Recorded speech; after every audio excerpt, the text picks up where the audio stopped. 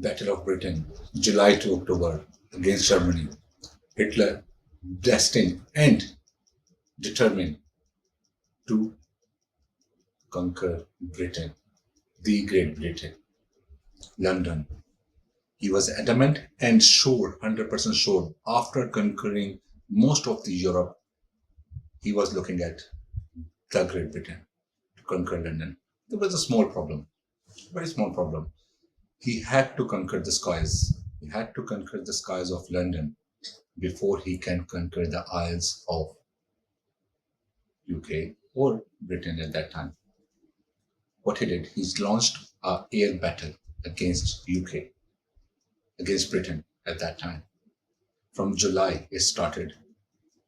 Imagine the numbers of planes when it is attacking London. Germans had 2,600 planes, the most advanced planes by the Germans. 2,600. How many Britons had? 700 only. What's the ratio?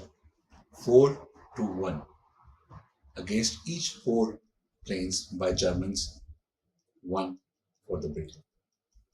Most of the pilots, 18 to 20, very youngsters, very few were mature. What happened? They stood against Germany. That's why we're talking about them today. 3 to 5 months, July, August, September, October, 3 to 5 months consecutively, air raids were done by Germans on London. They were bombarding airfields, runways, factories, fuel depots, even the common population, consecutively to thrash London so they can conquer Britain and then the rest of the Europe. And the whole world will be fallen under the tyranny of the Germans, Adolf Hitler. But the Britons stood against them. Not against them only, against the whole tyranny. Finally, on 31st October, Hitler said, I cannot conquer Britain. He called off the invasion of Britain.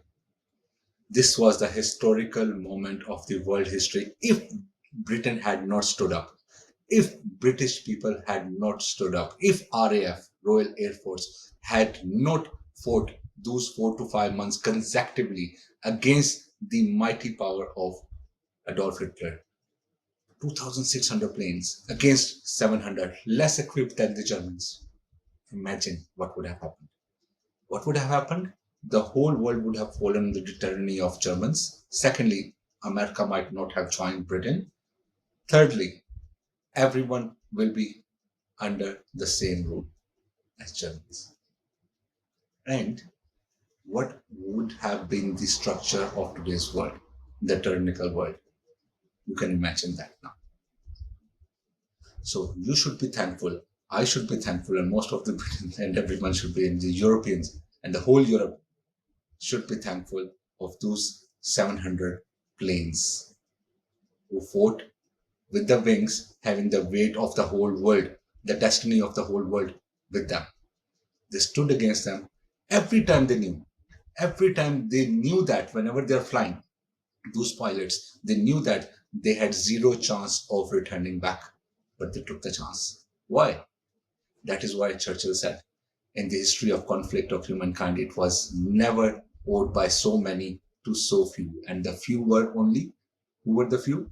Those pilots, those few pilots.